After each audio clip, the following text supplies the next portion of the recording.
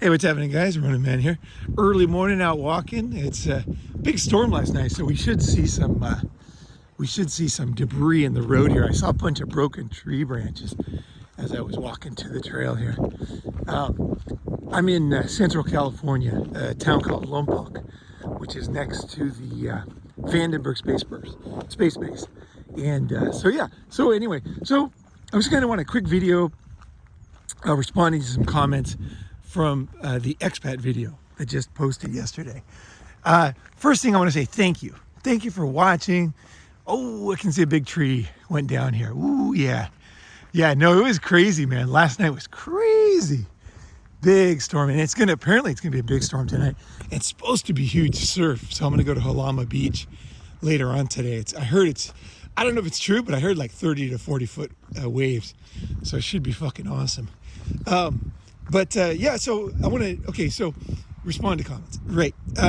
One of the best comments, really, really great, insightful comment, was somebody who said, like, I thought, what about, you said to meet the expats and, fit in with the expats. And what about the locals? What about local culture? What about, local girls, And great question. And I think the best way to think about it is kind of like fusion food. You ever been to a fusion restaurant? It might be Thai, right? But it's like Thai Mexican or something like that, right? It's a mix, right? It's not just Thai, right? So your life as an expat is best as a fusion. You don't want to go so local that you don't have the support of expats and the friendships that you need. Because at the end of the day, right, you're a foreigner, right? And you're never going to be local. So the locals never 100% accept you. Your friends might, but the country doesn't, basically. So your life is like a fusion. It really is. It's like Thai Mexican. I saw a Thai Mexican restaurant, that's what I was thinking about it, in New York, because it's true, right? And I saw another, Mexican Japanese. And that's kind of what you become. And the reason is this, very simple, is you need both. Okay, you need the expats because, for the first reason is because you kind of practical reasons, you need to get settled and all that. But the other thing is, and they know how to do that. And the other thing is that they kind of know what works and doesn't work business-wise. There's guys, wherever you go, there's some guy who's been there 10 years, 20 years. And that guy knows a lot. He knows a lot. You might not like his personality, but that guy knows a fuck ton about what works, what doesn't. You want to learn those things. And that's kind of what I was saying, especially business, because it's not even about what the guy says. It's more about what you see. So for example, if you see an expat, like say an English language magazine that has a lot of ads in it, you could pretty much, be assured that makes money. That's a profitable business. So that's a model you could do. So that's all I meant with that. But I actually forgot to say one more important thing, very important actually, is that when you really need help, when things are really, tough, right, is that your expat friends are often the people that are there for you. You know what I mean? Like they know, because kind of like we're all floating on the same raft, right? So it's very good to have expat friends, even though sometimes they'll drive you crazy, especially if you're like me, where you learn the language, you know what I mean? So you kind of like, I can totally in some ways fit in some countries like Japan and China, but man, I got to tell you, don't be above. I guess what I'm saying is don't be above the expats. Don't be the guy.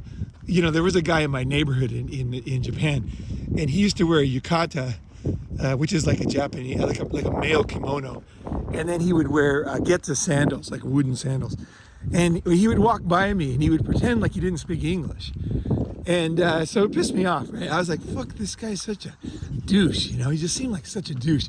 So then I thought, oh yeah, you know what? I listened to him when he talked to me as he walked by, and I thought, fuck, his Japanese isn't even that good. And I thought, I'm just gonna fucking full on speak Japanese to the guy next time he comes. You know what I mean? Like full fucking speed machine gun Japanese, right? Just normal fucking around with the boys Japanese, right? So he comes by and I go into Japanese and he fucking couldn't even understand what I was saying. And I was like, I knew it. I knew he was he was fronting. You know what I mean? Like, he's like, he kind of like, and I could see how he got that way. You know what I mean? But he's a case for you to study because, you know, he wanted to fit in. He didn't want to be just like the same person he was before. But like, he didn't understand like a lot of shit that you needed to know. One of them is you're never going to be accepted. Okay, period. You're always going to be an outsider. And that's the way it is. That's the fucking way it is. And I think other ethnic groups in America and UK kind of find out the same thing. You got to be careful not to get too like pissed off about this. Just realize humans are tribal and all that. Wherever you go, and I mean anywhere you go, any country, every country, there's a limit to how much you're accepted. And but the expats, they really like they like there's an expat culture. It's not the same as like, even if it's a bunch of American guys, if they've been overseas a long time, they're fucking different. They're not the same. It's like there is an expat culture, and that culture is pretty neat actually. I think it goes back to pioneers, adventurers, and even colonialism, early traders. Of course, there's bad aspects to all these things, but there was also there was almost like the first people that went to the moon. They had to kind of fucking figure it out, right? And there's things you can learn from these people, and also too, you know, like I have friends that are total SJWs, right? Hardcore. But the thing is, we touch base on the fact that we're both expats. You know, we really can connect. Like, I have friends that, like, you would be surprised, but if you could see deeper, you'd be like, oh, I get it. I totally get it. Like, I get something from them and they get something from me, right? And we just don't care about those other things. We don't, because we connect so deeply on these other things. They know what kind of person I am by watching me, you know? And they're like, oh, that guy is like me. You know what I mean? On that level of like, on that, I don't even know there's no words for you. Yeah, there's no words. I don't have words for it. Maybe you can think of a word when you live overseas and you'll understand what I'm talking about. But there's a connection, right? We're just like a certain breed of people that can just deal with shit on the fly and have a sense of humor about it too. You gotta have a sense of humor as an expat because shit's gonna go wrong. Like, seriously, you're gonna crash your motorcycle. You know what I mean? You're gonna have your shit stolen. You know what I mean? Like, oh man, shit goes wrong for sure. And there's a certain kind of person that just hangs in there and just somehow survives, you know? And it doesn't turn to the dark side, right? That's the thing. Turn to the dark side. The dark side could be many things. Like, for a guy, could be living off a woman. You know, you find like a rich chick and then you kind of like just kind of marry her and kind of she supports you in that other country. That happens. Guys do that. It is not good. Nothing wrong with getting sugar mama temporarily. That's why I made that video. But don't fucking live off that. That's bullshit for as a guy. You don't want to do that. Now, you want to be a man, 100%. At the same time as, hey, fuck, if they're going to give you money, fucking take that cash, right? You know what I'm saying? It's like you don't want to be, God, everything I'm saying is like so difficult to understand today. It's such a balance. You want to be a total stud, right? And like you want to run the girls and all that. But you also have to know as a man, there's like things you have to do to have confidence in yourself. And a lot of that is about making your own way. So I kind of like, I'll like put my head in the lion's den or in the lion's mouth and then I'll pull it out. You know what I mean? Like, oh, I could do that. That's fucking cool. You know what I mean? Like, oh, that's interesting. But then I'm like, yeah, but I don't want to be that person either, right? I want to keep my independence. I want to build. I want to see what's inside me, because I'm not as a man, I don't come out of the box a man. My essence as a man is something that always has to be tested and built by circumstances in my life. And if it's too easy for me, I will not build that. And I know that about myself, and no man will. That's the problem. You need hardships. You need challenges in order to find out what is inside you, right? And the thing with living off, getting a comfortable situation where a woman pays is you will not be, you just won't have the motivation. And so there's a balance there, And at the same time, as a guy who can't get a hot chick with cash, who styles him out, that guy doesn't know something about his attractiveness as a man, as a stud, right? You kind of want to know that you can work the girls if you want to. It's fucking pretty important, I think, because it gives you the sense that it's not an end all be all, but it's like, fuck, man, the girls want it. You know what I mean? And I know how to give it to them. It's like, fuck yeah. But is that my only... This is what guys do, is they get stuck on things, right? They're just like, oh, that's what I am now. I do this now. It's like, no. You experiment, you test, you learn, you grow. You fucking integrate, right? And then you think, is this really the path? As good as this was, is this the 100% path for me? It's like, nah, nope.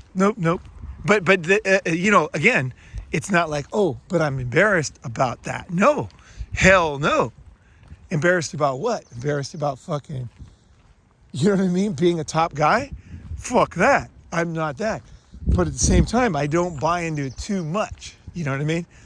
I wear life like a loose jacket, right? So I don't want to be, I see a lot of people on the internet just talking about top guys and this and that, and I'm this and that. I can be that, okay? I am that at times. But at the same time, I prefer just being a fucking cool guy who just goes around the world and is capable of these things. Not somebody who's, this is what I am. Because I'm a lot more than that. You know what I mean? Like that's not where I hang my hat. I don't hang my hat on that. That's so weak. I think it's kind of weak, personally. My friends are number one. I mean, guy friends. Fucking 100%. Always have been. Chicks are great. Money's great.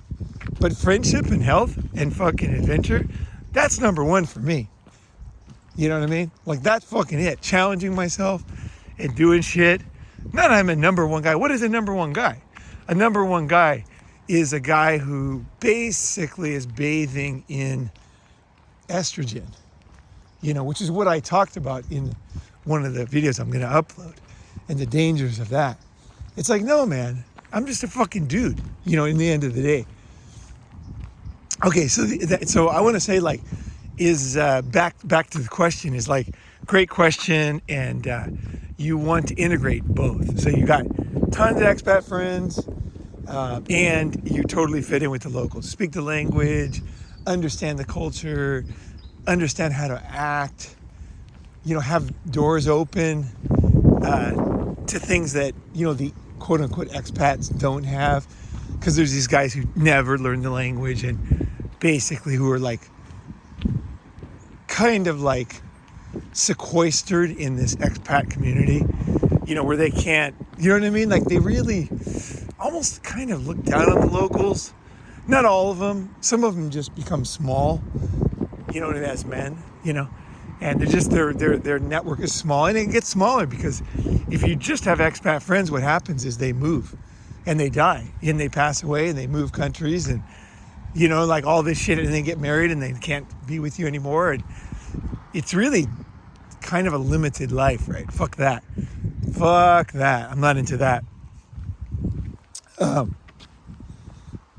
when I really needed help, like I needed to raise a lot of money one night because I had registered to found my company in China, and I didn't know the rules that much.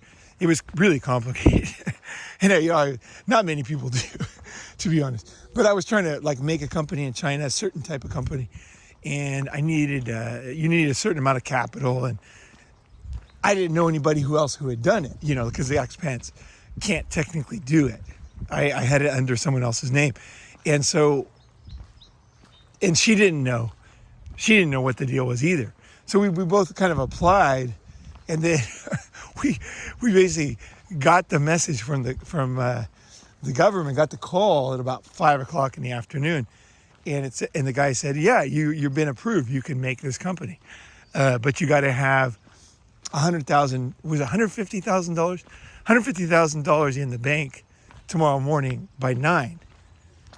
And I was like, what? I knew we needed the money, you know what I mean? Like as a capital for the company, but I didn't know they would just, as soon as they approve you, they just like have you put it in the bank right then, like basically that moment, essentially. And I was just like, oh my God, it's hopeless. And not only that, we asked him, we said, well, what if we don't put the money in by 9? He said, well, then your application will be deleted, and you'll be unlikely to get it next time because you were approved once for this type of thing. And I was like, oh my gosh, we fucked up. It's over. But because of our local connections and the trust we had with locals and the deep family relations that my girlfriend had and friends, is we were able to get that money in the bank.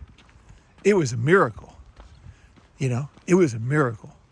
And it was because of my local connections. And 100%. It wasn't expats. That money was borrowed from Chinese friends. And they understood. The Chinese people, they understood. And I'm forever grateful for that day. It was like really an eye-opener for me about how valuable it is to have Chinese friends, because they were super cool about it, because they knew. They trusted me to give the money back, and they knew what I was building. They knew what I was doing, and they wanted to help. It was amazing. I was really, even to this day, I'm like shocked, totally shocked with the generosity and support and, like really not fucking around, like instant help, like right when I needed it. No questions asked, no receipts, just fucking handed me money. We put it in the bank, transfer. We put all the money in the bank. I can't remember how we got it in originally. I didn't put it in the bank.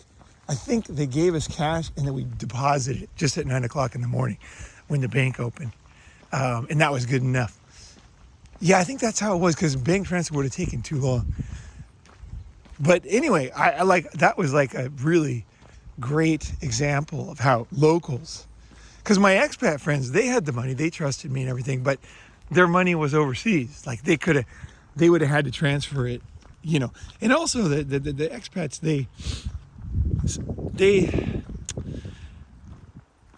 expats, when it comes to money, they, I don't know, they just don't.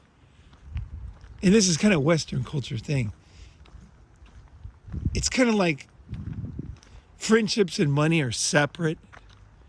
You know what I mean? Like kind of like don't talk about religion in at the dinner table kind of thing. Westerners kind of separate these things, and Chinese don't. Chinese culture, they don't. And I learned that in a very fucking amazing way, because they totally got what I was doing. They're just like, here's the money. And then I had to have it in the bank for, I forgot how many months, like 3 months. And they said, oh, just give it back to us when you're past the period. And we did. And I fucking still can't believe it. I'm serious. I'm still grateful for that day, because I was so terrified. I was so worried because everything was going to come crashing down if we didn't have that company. So it was cool. It was a great experience, actually.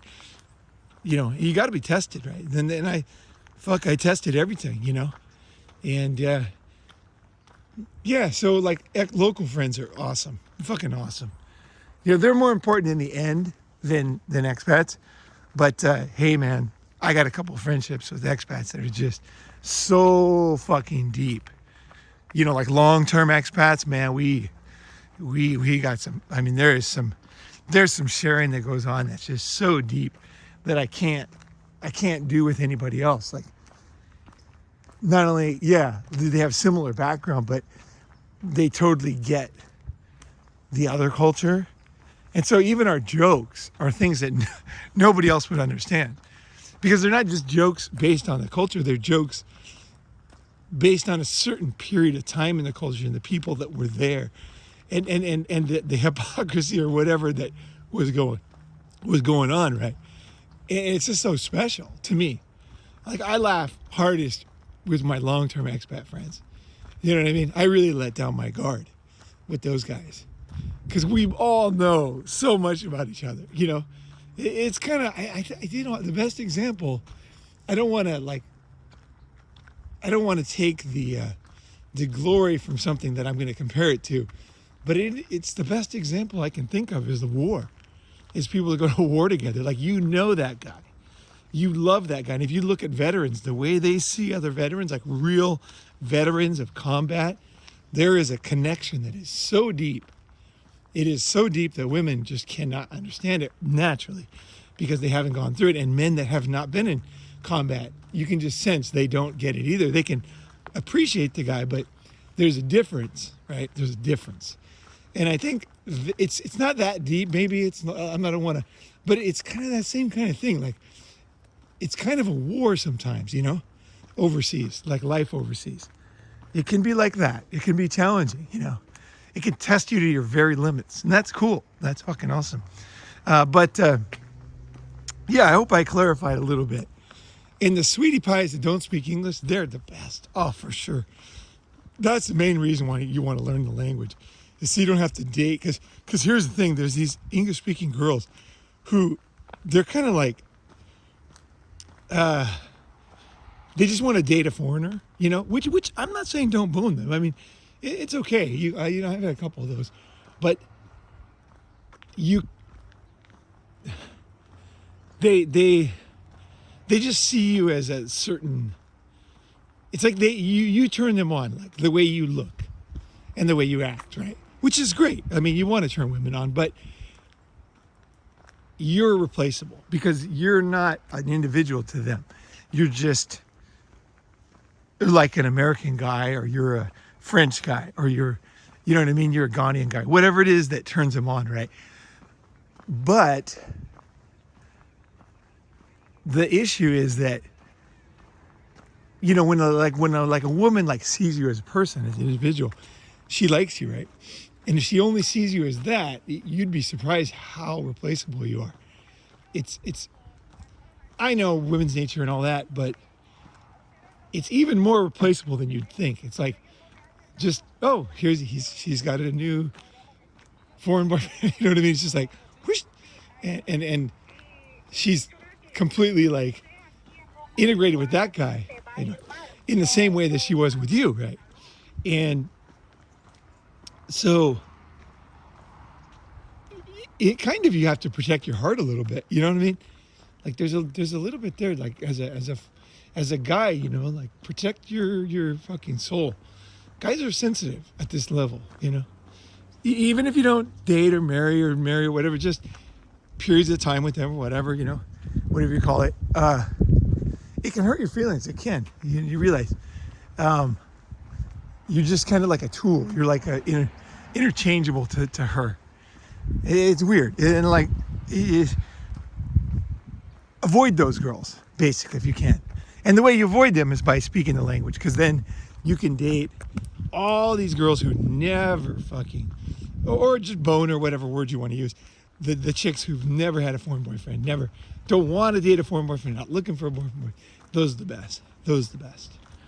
Because when you win them over, they really like you, right, individually. Now, of course, there's limits, and women are women and all that, but there's always gray area and everything, right? But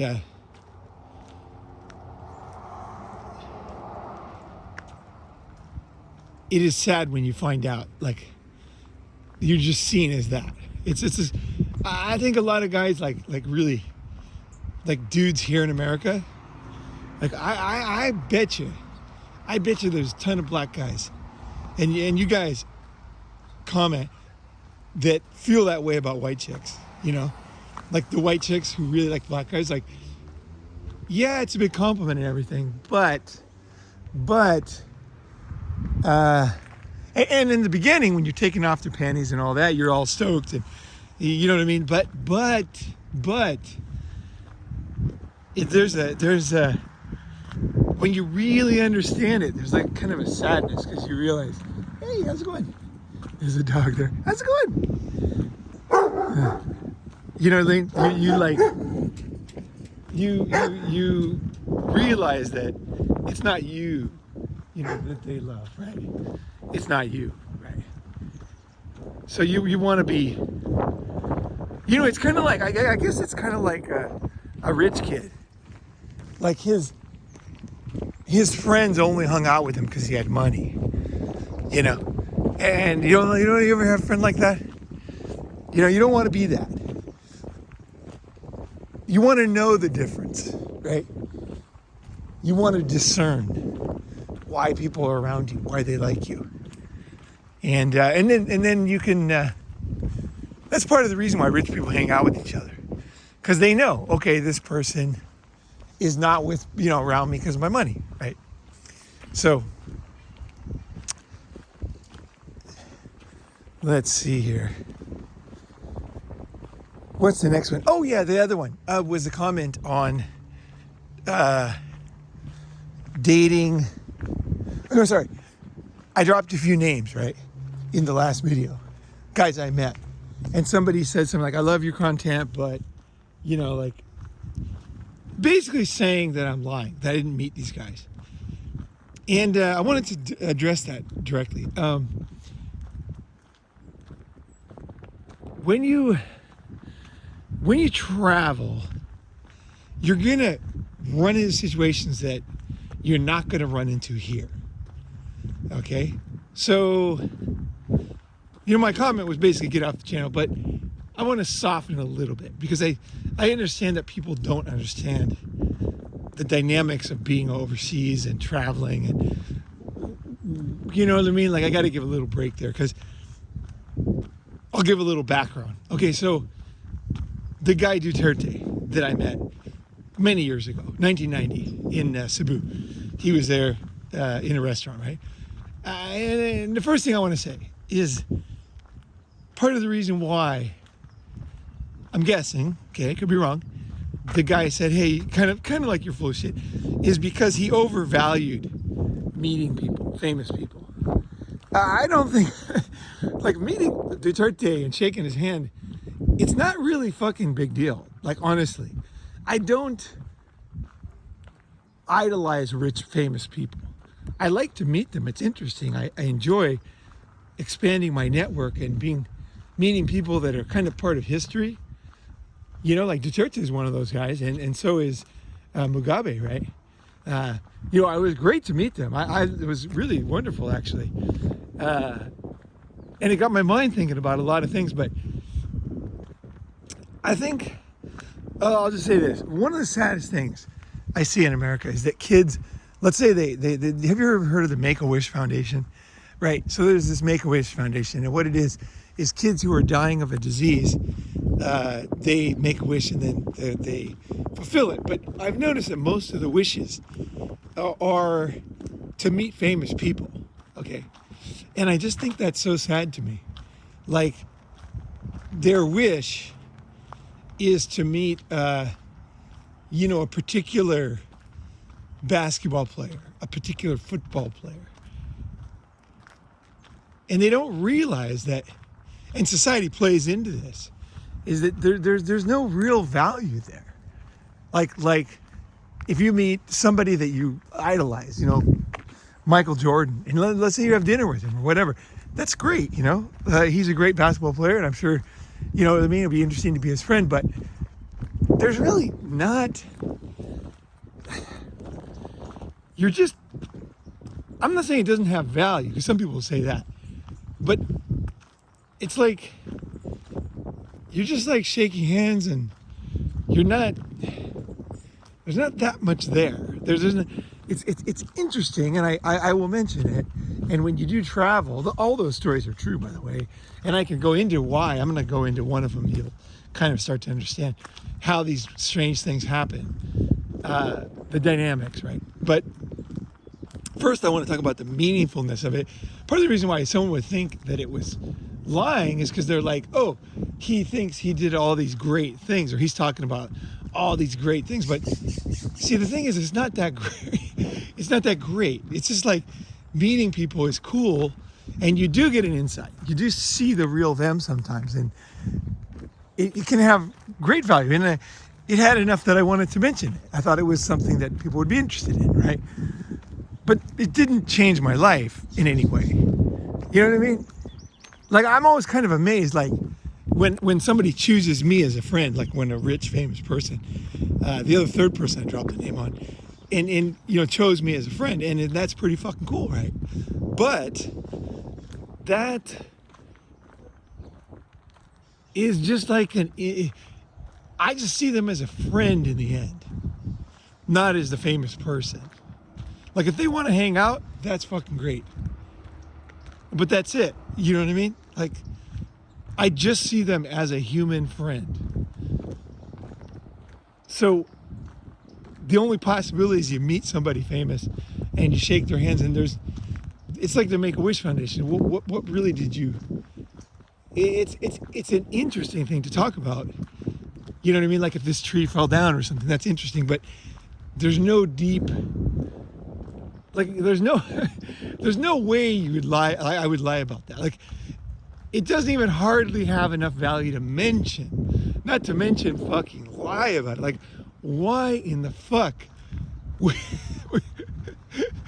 Why in the fuck would you lie about it? Like, I've met so many people, and I have friends that are, like, if you heard my real story, like when you meet me at the summit, like, you'll start to hear more of my real story. There's way better stories than the ones I'm telling you. Partly because I don't want to bring people into it, like, that are, you know what I mean? Like, I just don't want to.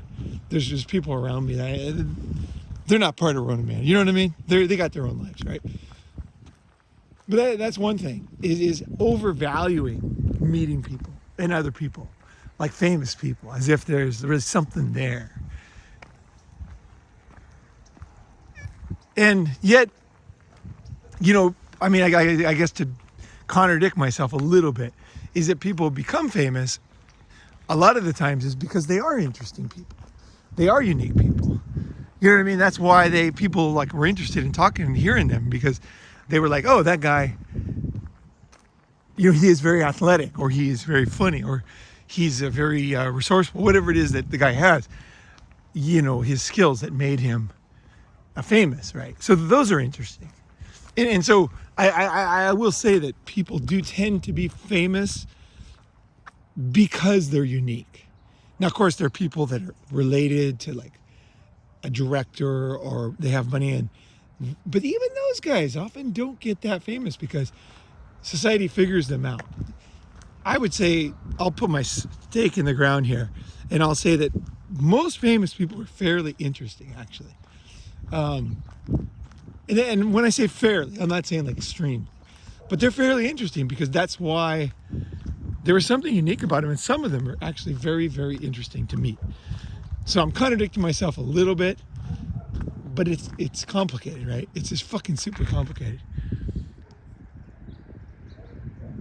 It's still nothing in many ways to meet famous people. You know what I mean? It's like, if you develop a friendship with them and there's something real there, then yeah, that's fucking valuable, because a deep friendship is interesting, and somebody who has resources or whatever has a unique background. Because when you're famous, also, you become famous because often you have something unique. But then because you're famous, you run into all these funny situations that you wouldn't. So for example, let's just say Mick Jagger, right? Mick Jagger was a good singer, and he was a great performer. And so because of that, he was like one of the icons of the 60s. So because of that, he has all these stories that are very unique. All the groupies, the record deals, you know what I mean? And he was in the center of the 60s, right? So somebody like that is almost like a time machine of information and knowing so many interesting things. I don't know Mick Jagger, by the way. I never met Mick Jagger. But I'm just saying, like, that kind of guy, he will have a wealth of very unique information that only maybe he would have. And that information, it's very valuable if you are interested in the knowledge that he has for some reason, right? Or, you know, then they often know human nature too, because when you're rich and famous, you have power and you see the way people react to that, which is very interesting, right? And the way you react to other stars, right? It's, a lot of stars say, I was starstruck by this other star. And you'll often hear stars say that. Like, most stars are nothing but this one person I was starstruck. And I met them and I couldn't talk. And the guy's famous, right? And he's meeting another famous guy. It's so funny. It is so funny. They're human, right? They're human, right? So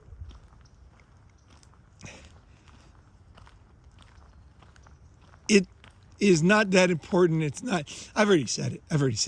But the other thing I was going to say about that is that you, let's see what I was going to say. It's not that important. It can be interesting. It can be unique to have friends like that. And it's a compliment when someone that like that wants to be friends with you, right? It's a sign of your own uniqueness and interest as a person that they, you know, choose to be friends with you. Like if a famous person like gets your number and calls you and stuff, it's a big compliment because they have a lot of choices, right? As friends. And if they consider you a friend, it's fucking pretty cool. Like, you realize, fuck, you know what I mean? Like, whoa, you know, what the fuck? And I think that is something that is cool, right? It's cool.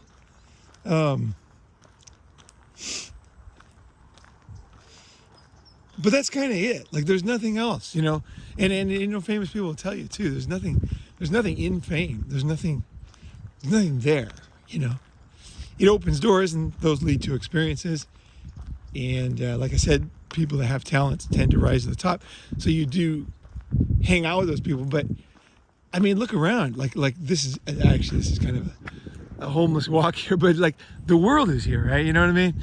Like, it has nothing to do with famous people. Like, it's like, and nothing to do with history or whatever. It's just like most of life, you can hear the birds. It's just being in the moment, right? It's just, I just noticed that Kobe Bryant house.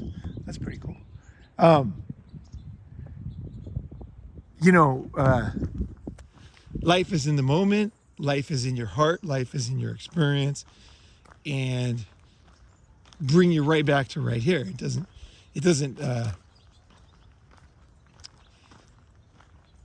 those experiences are great, but when you come back home, you're just you and yourself, right? And that's where it really goes down. That's where life, that's the important part of life, right? Is being comfortable with yourself and being true to yourself, right? Right, which is the exact opposite of lying. You know what I mean? Like, there's no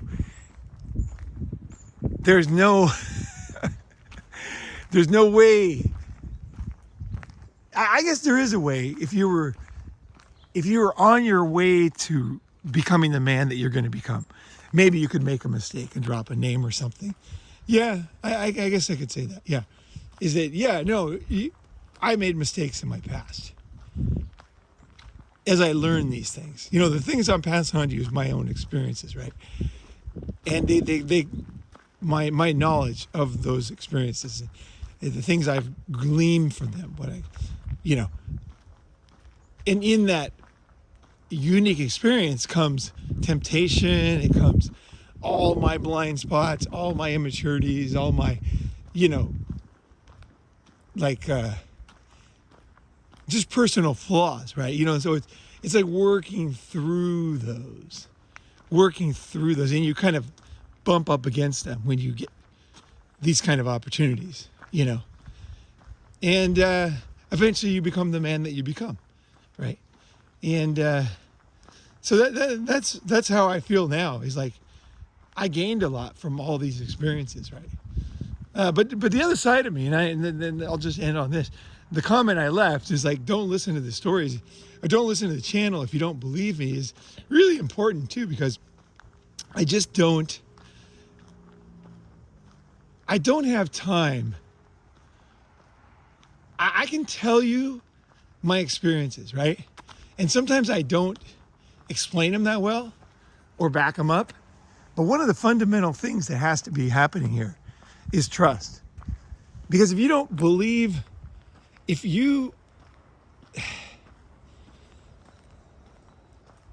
think if you're doubting my stories, there's no way you can claim life-changing knowledge out of it. You know what I mean?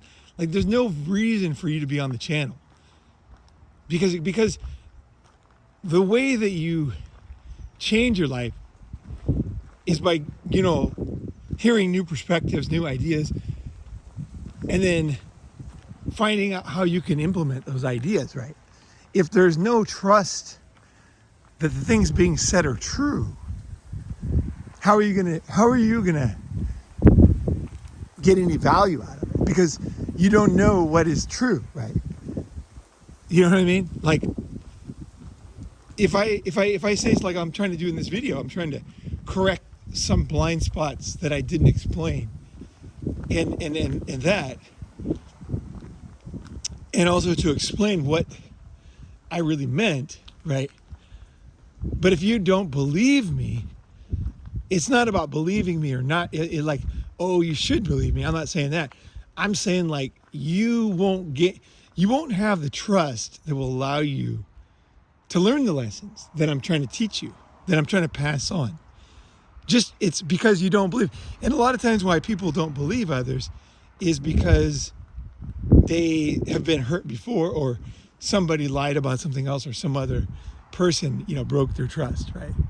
And that happens, right? That totally happens. And if you have like a problem with trust, right? Where you don't, if something is like out of the box, you don't believe it, that's an issue you got to work on, like for yourself.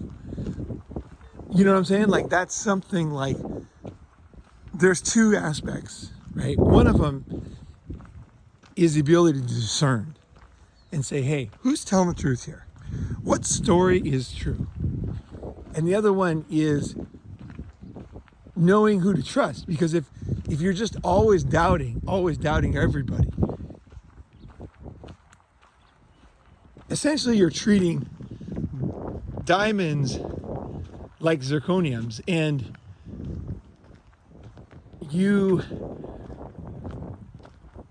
it's like this. It's like if you had a bunch of kids, right? And let's say one of them stole something, right?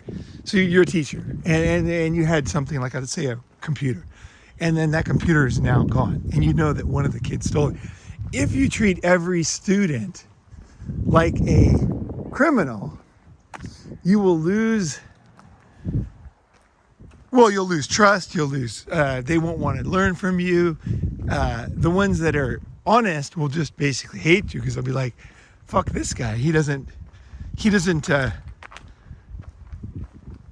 the wisdom. He just treats us all like we're criminals all of a sudden, And that's what people do, is because they don't have the wisdom and the ability to discern and ask the right questions. And so you really hurt yourself when you don't know who to trust. I'm not saying to trust me. I'm just saying, like, don't be in the middle, okay? So you either trust somebody or you don't, right?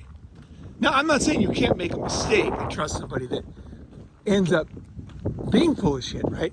That happens. But that's the risk you got to take. That's the risk, because the real benefit in life doesn't come from defense. So protecting yourself, right? I protect myself. I don't believe that. I don't believe that. that guy's like that. I mean, that's bullshit. You can do that your whole life. But the real benefit in human relations comes from connecting with other people and integrating knowledge. Like a doubting Thomas, there's a limit to how far you can go.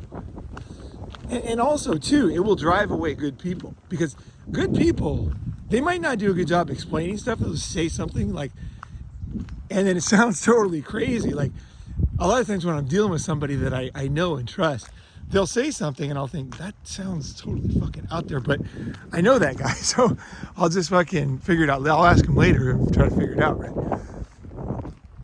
So, beware that you can only go so far not trusting people. And the only way you can learn to trust is to learn to discern. You need to learn to discern between things that are not true and things that are true.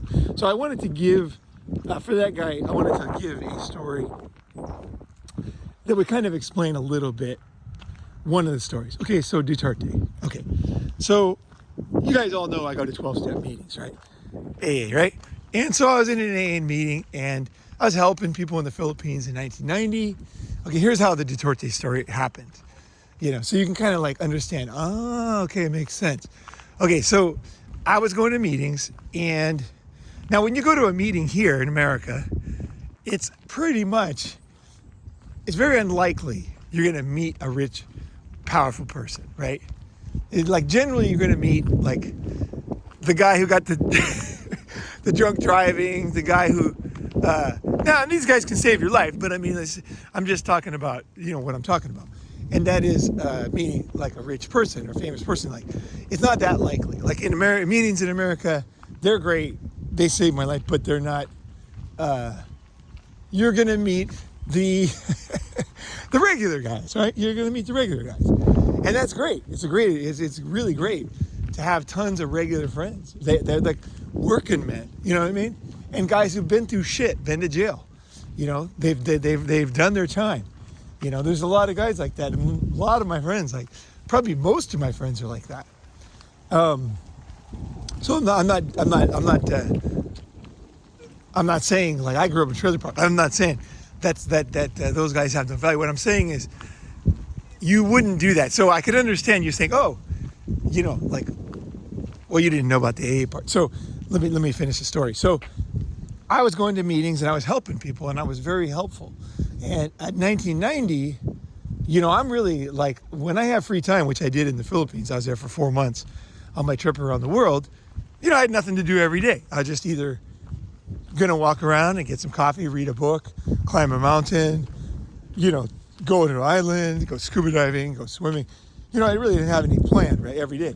So when I went to meetings and they'd say, oh, there's this guy who needs help. And, you know, he's doing, I forgot the drug they were doing back then. It was a speedy thing. I forgot what's the fucking stuff called? I can't remember. But there was a lot of guys on that back in 1990. And I was kind of helping them. So I was meeting them up.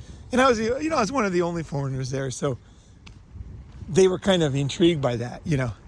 The guys who had drug problems and alcohol problems, they were like, this American guy is like taking time to talk, and it was cool. We had it was a cool thing, cool opportunity for me, and opportunity to help, and also I think helpful for them, and develop friendships. But here's the thing: each country, it's complicated. Okay, let me just ramble on this a little bit. So, when a business or organization goes to a new country, the dynamics of that organization are different than they are back home. Okay, so for example, in AA, for example, in America, you're going to get a lot of like average guys, you know, usually broke, you know, down on their luck. Usually their wife left them because they were drinking, and then, you know, they went to AA because of that. It's like a standard kind of thing, right? Now, when you take the 12-step thing and take it to a third world country in 1990, it's a very different thing. Poor people did not go to AA then. Like when you went to a meeting in Philippines in 1990, the people that were there, like 80% were rich, from rich families, because the families had traveled, right? They owned real estate in New York or whatever. And so they knew about the 12 steps, right? They knew about the program. People in the Philippines didn't know, right? But so the family had often had American passports. They had been all over the world. They had traveled. They you know what I mean? They had done all kinds of shit. They were very international. You know, they were third world Filipinos, but man, these guys were sophisticated, cool. They knew 60s music. I mean, they were like totally switched on, the parents. So the kids of those parents had also traveled a lot and, you know, had money, owned land, owned this. And they were like rich kids who had gotten into trouble. So their parents were like, hey, there's a 12-step thing. We'll take our kid there. And so it was really common. Now when 12-step programs, when they first go to countries, same with the Catholic Church, every organization is kind of the same. Every Western organization, when they go to the foreign countries, they tend to attract the wealthy first. And the upper class. The upper class is more open to these things. And so they go, you know, and if they need it, you know, if they like it. Sometimes they just go out of curiosity. They kind of like, the upper class kind of respects these organizations in a way. They know about them. They know they're not scammers. They're like, oh, this is kind of a good thing, you know, like with the church or whatever. Maybe it helps people with morals or whatever. You know, they have their ideas, right? So the kids that I was helping, which I didn't know, I didn't know anything back then. All I knew is I was going to meetings and helping people who had problems.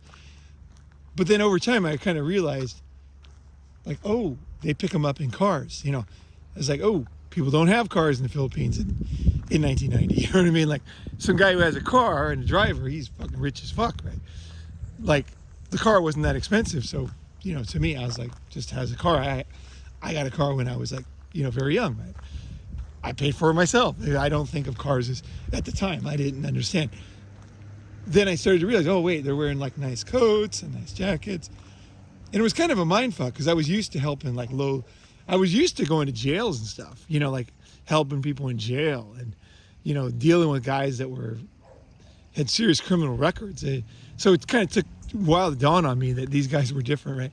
And then one day I realized, oh, these parents of these kids are super rich. And so the day that I met Duterte was, they were taking me out to dinner to thank me for helping their son. And then we were sitting in a restaurant. It was one of those tuna restaurants. If you've ever been to the Philippines, they got these like, I don't know if you've seen a tuna like in real life. They're fucking huge, right? Even the head is like massive. And they got the whole thing on a barbecue. And then you can just point to what part of the tuna you want. And so they were taking me there. And then because they were connected family, you know, they're a rich family. There wasn't that many rich families. Like there's like 4 or 5 families that run the Philippines, right? So because they were a rich family, they had all kinds of connections, right? The rich in poor countries, they know each other, right? And of course, when I shook hands with Duterte, he had no idea how I knew them. All he knew was, oh, there's this like American guy with this family, and he might not have been good friends with them, but he had heard of them, and you know what I mean? Like they know each other and nod, and you know, it was an expensive restaurant and all that. And so anyway, I shook his hand, and that's how that happened. So there's a lot of background to each of these stories. There's a lot of things that they're complicated, right? They're fucking difficult to explain. Like I just spent fucking 20 minutes or more explaining this one story. So when I rattle off stuff, it might seem like, oh, that is unlikely or impossible. But if we meet in person, I'll explain the story. You know, I'm happy to go into detail about the story because they're fucking true. So, you know what I mean? So sorry if I don't explain them that well, but some of the stuff, it just takes so much fucking explaining that's just a waste of time. So if you like don't believe me, like if there's like a trust, then either, like totally don't listen to the channel, or think about yourself. Like, are you able to trust people? Like, are you able to learn from people? Like, I know I was fucked over a lot as a kid, and like, I didn't trust people. So I understand that. I had to learn to discern first and then to trust, And I found that trusting people is super valuable, actually. And now I'm at a point where even if you fuck me over, it no longer feels the same way it used to feel. Like it doesn't also black pill me. You know what I mean? Like I don't just suddenly get black pilled anymore. Like when I was younger, I had a problem with that. And so whenever something happened, I would just be very down, like, you know what I mean? And now it's like, okay, that I made a mistake with that person. It's not like all of humanity or walls are crashing down, which was what it was like for me before when I was younger. It was because I had a problem with trust. I had difficulty in trusting because I had, you know what I mean? So if that's your thing, I'm happy to talk or whatever, like there's a lot to go into that one. But if somebody like literally does not believe my stories, like I really have no time for you. Like literally, I have zero time because I want to spit out my stories and I want to give away what I learned. You know what I mean? And there's no way I can do that if I'm constantly backtracking and like explaining the details on every fucking story. You know what I mean? I'll do it on this one just to kind of give you an idea of how these stories happen because they seem unlikely. You know what I mean? I understand that. And I understand how you would feel that way.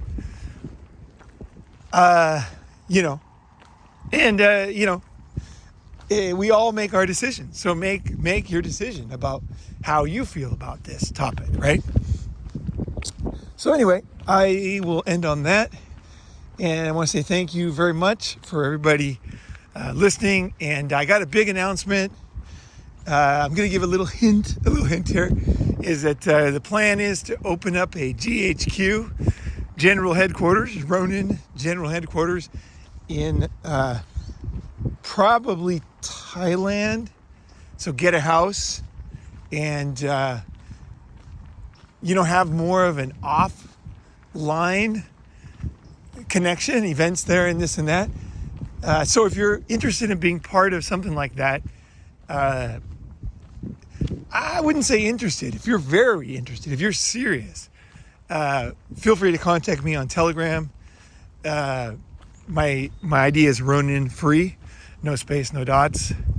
And I'll add you to the group. We're going to brainstorm. And I'm looking for, right now, for the house, the stage we're at, we're kind of still brainstorming. I'm looking at houses right now. And it's kind of an extension. It's not a summit. It's not there is aspects of it. It's like a never-ending summit, but there's a lot of other aspects too. I think it's going to be very good. I think it's going to be very good for deepening friendships and trust. Meeting people in person, right? It really helps to understand somebody, and overcome doubts, and you're just going to be able to ask questions. You know what I mean? Like just kind of, okay, I get it, So if you want to donate or you're interested in being part of the planning, living there, renting a room, I don't know if you're even going to rent rooms. I'm not even sure. But if you're interested in that, you know what I mean? Like if you're into the house idea, then go ahead and add me on Telegram, and we'll start. We've got a great group of guys already. Especially if you're a wealthy guy and you want to like put your name on something, it's not going to be very much money, but if somebody does want to donate, that would be great because, we'll make a little shrine to you and bow and stuff. I'm totally serious. It's hilarious, but I totally want to do it. Kind of like the Japanese have the shrine, little shrine in the house to like elder statesmen and stuff. So if you want to be the main guy who gets this thing off the ground, well, we're happy to do that. We're happy to do that, and we love it. We love it. You know what I mean? People support me, support the group. You know, we want to give back, right? We want to fucking whoever gets involved at a deep level with the house, I think is going to make a lot of great friendships, and I think that I'll just end on this. The Mangina Disco Clutter Home ideas are all going to come in. Like the best ideas for living are going to eventually be integrated in this house. Maybe not this first one. So the plan is to rent a house to start. And the best case scenario is the house is up and running by the time the summit in late February, early March. So that's kind of what I'm thinking. I might not happen on that timeline, but anyway, that's kind of what I'm thinking. If you're into it, let me know. And meeting in Thailand would be a great way to kind of meet in person and kind of get things started. So anyway, guys, that's it. One hour exactly. Thank you very much for listening, and thank you very much for being part of this whole thing. Really, it's awesome. All right, take it easy.